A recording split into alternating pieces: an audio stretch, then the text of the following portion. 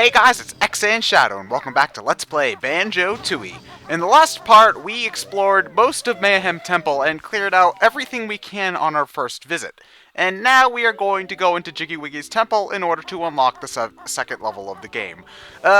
What you see on the bottom right corner of the screen is the amount of Jiggies we have. 10. 9 from Jiggy Wiggy's... 9 from Mayahem Temple, sorry. And the one we got from Jingling. On the left there, you saw the number of Jiggies we needed to unlock our next level, which is Gulch Mine. So we got 6 more Jiggies than we need to unlock the next level.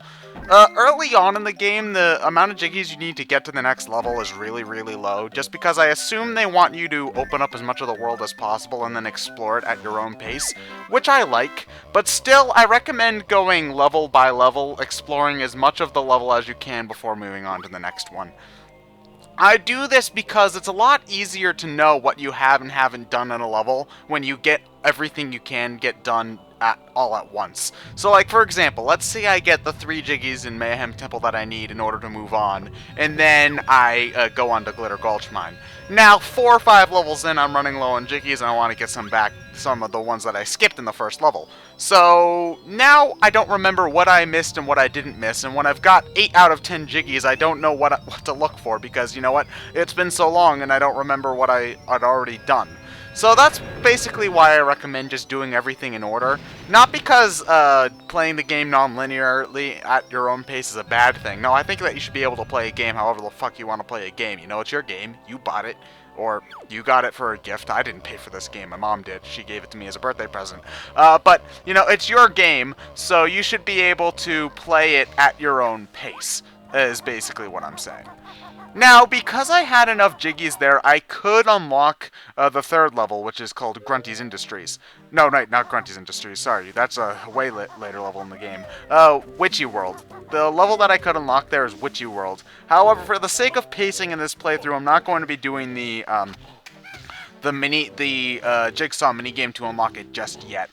Basically because if I were to do that, there are cases where I can do like 3 Jigsaw minigames at once, and that would be really fucking tedious to watch me do that same minigame over and over again for like 8 minutes, and that's ridiculous, so nobody wants to see me doing that, so I'm not going to do that. Now, in the background, you might be hearing somebody going, hi, or whistling or stuff like that, or you might hear bouncing. Basically, the game's really, really convenient in that if Jam Jars is around, you'll hear a whistle. If a Jinjo is in the room, you'll hear it go, hi, sort of like that, and if a Globo's nearby, it'll sort of bounce and make a sort of like giggling sound, sort of. The one annoying thing is that with Jam Jars, even if you've gotten his power up in that room, the whistling will still go on. But if you get a Jinjo and you collect the Jinjo, once it disappears, the highs will go away. But still, the sound cue is a very, very helpful cue because in a game like this, it's nice to have an audio indication that something's nearby. It's kind of like the sort of humming noise that you hear in the Metroid Prime games, where when there's a missile expansion in a room, or when you're close to it at the very least, you'll hear like a humming noise, and then that's your cue to look closer for a missile upgrade. I really like that sort of audio thing, because for the one thing, it's a great example of this game's awesome audio direction, but also it's just in a game like this, it's nice to have a clue that something's nearby, even if you're not looking directly at it or something like that. So, this is Honey Bee, and she's the person who ups our health in this game. In Banjo-Kazooie 1, all you had to do was get 6 honeycomb pieces, and then your health would automatically upgrade. In this game, it's a little bit different. You don't always have to get 6 honeycomb pieces. Actually, at the beginning of the game, you have to get far less.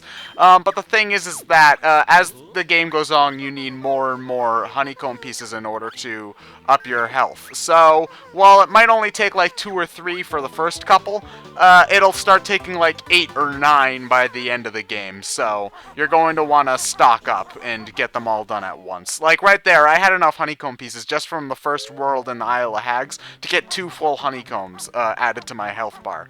But now I need 5 full just to get 1. So, as you go through the game, it's going to take more and more empty honeycomb pieces to increase your health. But as soon as you get enough, make sure to go to Honeybee to restore your health whenever it's convenient, because getting more health is good. And with that Cheeto page right there, we finally have enough to go get a new cheat at Cheeto's at Gruntilda's lair in Spiral Mountain. So you're gonna want to do that when we go back there, which will actually be soon, because this is Glitter Gulch Mine, the second level in the game. But for this first trip, you're only gonna be in here for a total of like 10 seconds. Basically, there's an ability nearby, an ability called the Bill Drill, which is an extension of an ability that we already have called the Beak Buster. I believe it's from the first game. Basically, when you jump and press the Z button, Kazooie sort of ground pounds the ground. In this case, if you hold the Z button in the air, Kazooie will start spinning, and it allows you to break things, most importantly, boulders. Now, this ability is really the first case where you're going to start doing backtracking in Banjo-Tooie, because now that we have this ability, a bunch of things in Spiral Mountain and in Mayahem Temple opened up for us now, so we're going to go and clean them up right now, just because it's convenient. Don't worry about having to backtrack all the way to Glitter Gulch Mine, because one of the rocks that we had to blow up in Mayahem Temple actually leads us back to Glitter Gulch Mine. So the world's connected in a very great way that actually helps to minimize backtracking if you know what you're doing. See this house right here? This is Billy on Bill's house. If he's talking about his rat being missing. His rat, Dilberta, I think. And if you went to the prison compound in Mayahem Temple, you'll remember that there was a rat named Dilberta who was stuck there because her only exit was blocked off by a rock. So, seeing as we just got the ability, you'll probably be able to make the connection on what we're supposed to do. But before we do that, we've got a few other things to do, because I like to do that one last so that I can just transition straight into Glitter Gulch Mine and start doing Glitter Gulch Mine abilities. Now, you might think that you should head straight to Spiral Mountain to get that done first. But don't forget about that boulder in this part of the Isle of Hags, because there's a Jinjo in there. It's easy to forget about that one, because the boulder sort of, if you're not paying attention, might look like just part of the scenery. But no, there's a Jinjo under there. Remember, the color's randomized, so it could be white, green, orange, whatever. But there, that's what you want to remember, is that there's a Jinjo in there, and you're going to want to get that. And now we're going to head back to Spiral Mountain, because there's two important things that we want to do there right now. The first one is going to go to Cheeto's place to get a cheat, which is obvious because I brought that up earlier. We've got 5 Cheeto pages now, as you should know already, because I pointed that out. If you don't have 5, then you missed one, so go back and get it. But the next most important thing is freeing this fish here. I think he's supposed to be Banjo's fish from Banjo-Kazooie 1, even though the fish didn't really do anything. But still, you know, we're freeing our goldfish, I guess. You know, this thing's been alive for what was it, 2 years? Yeah, this thing has got a pretty damn good lifespan for a goldfish. I think that the longest one of our goldfishes lived was like 6 months. I know that the world record for the shortest lifespan of one of our goldfish was like 12 hours, because my mom put him in the wrong kind of water, and then he died. Yeah, goldfish did not have the longest lifespan in my household. Yeah, we're goldfish murderers. You should lock us away in goldfish prison. Yeah, maybe not. I don't think I can handle that sort of time, man. But anyway, although Banjo and Kazooie bitch about it, the reward for dropping off the goldfish is well worth it. And you're going to want to do that at least before the 4th level, because the 4th level is the obligatory water level. Basically, not only does it give us extra swimming time underwater or in gas-filled areas, because we have more air bubbles, we also get the ability to swim faster, which is personally the reason why I always do that. Before, you had to like mash or hold the A or B buttons in order to swim, but now you can just hold both the A and B button at the same time and you go way faster. It's a lot more convenient. I really recommend going out of your way to free the goldfish, because that just makes water areas very convenient. Also, there's some swimming in Glitter Gulch Mine, not too much, but enough to the point where I think it would be convenient to get this done right now instead of waiting till later. There's not too many instances to go back that you need to go back to Spiral Mountain other than to drop Cheeto pages off at Cheeto here. So whenever you are going to visit Cheeto, I recommend using any abilities you have to do errands in Spiral Mountain. I can only think of 3 instances other than Cheeto where you'd ever need to come back here, and we've already done one with the goldfish, so there we go. Anyway, now that we talked to Cheeto and gave him 5 Cheeto pages, we unlocked a cheat called Feathers. And what you need to do to use the Feathers cheat is actually head to a building in Mayahem Temple, so that's where we're going right now. After I backtrack back to Jinjo Village, of course, because there actually is some stuff that we need to get in there, now that I think about it. If you look all the way to the left after we move past this orange building here, if you look in... Oh, wait, we're skipping it. Up in the red building to the left... oh, okay, I'm not... Am I skipping it? I am skipping it. Oh. On the red building to our left, there is a treble clef note on the top of that gives us 20 notes. You're going to want to get that now that you have the grip grab, because you couldn't reach it before. But now you know, and knowing is half the battle, so that's good. Anyway, do you remember that building that I had the Golden Goliath kick the door down to? Well, that building, it's the building that Slumber was sleeping on. Well, that building is not just like a non-important thing. It actually does do an important task, so you're going to want to remember to burst that open. There's a small hole to the right that you could go through as the Stony, which will give you an idea of what you're supposed to do in there, but you can only actually use this room's function as Banjo and Kazooie, so you're going to want to make sure that you knock down the door. I think that you get an ability that'll let you knock down the door on your own later on in the game, but you can break it down with the Golden Goliath, so I think it's just good to do it now so that you can take advantage of these cheats early on in the game.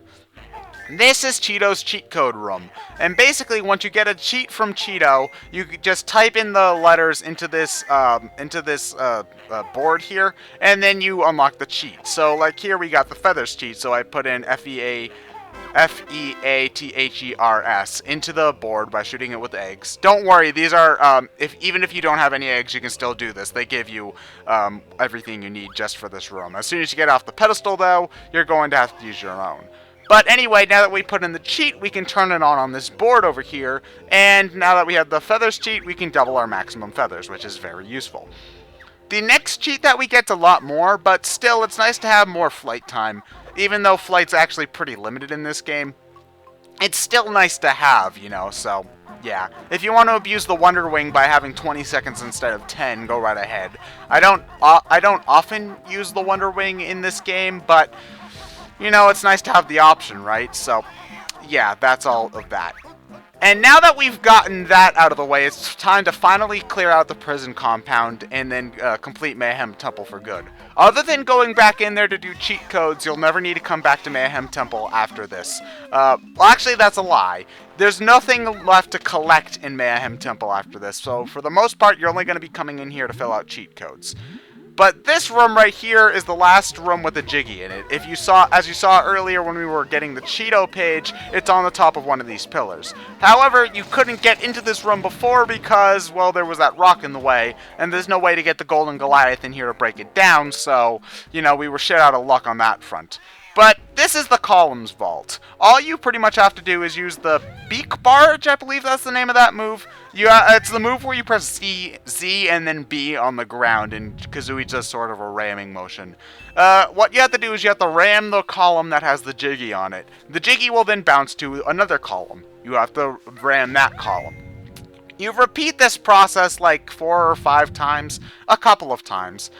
You have to do it until you get the Jiggy to the lowest column. At that point, you need to go out of this room, go to the last column, jump on it, and then get your Jiggy. Thing is, however, this section is timed, and while the timer is pretty lenient, you know, you don't have to worry too much about it. You know, if you're not paying attention, or if you think that if you get it to not the lowest column, you're going to get fucked up, and then you're going to need to start all the way over. If you run out of time, the Jiggy goes automatically back to the highest column, and you got to start the whole sequence all over again. Thankfully, though, I've got like 20 seconds left to spare. Oh, 30. I've got 30 seconds left to spare on this, so you should never really have too much problems with this section of the level. It's a pretty easy last jiggy.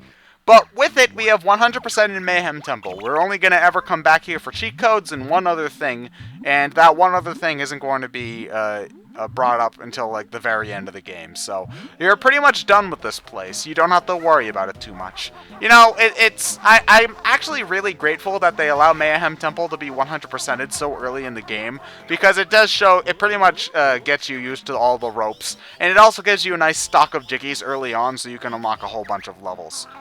But anyway, this is Delberta. All you have to do is blow up that rock in the corner, and then you'll be able to get a jiggy in Glitter Gulch Mine. But next time, we're actually going to go to Glitter Gulch Mine and explore the place proper and do stuff in there.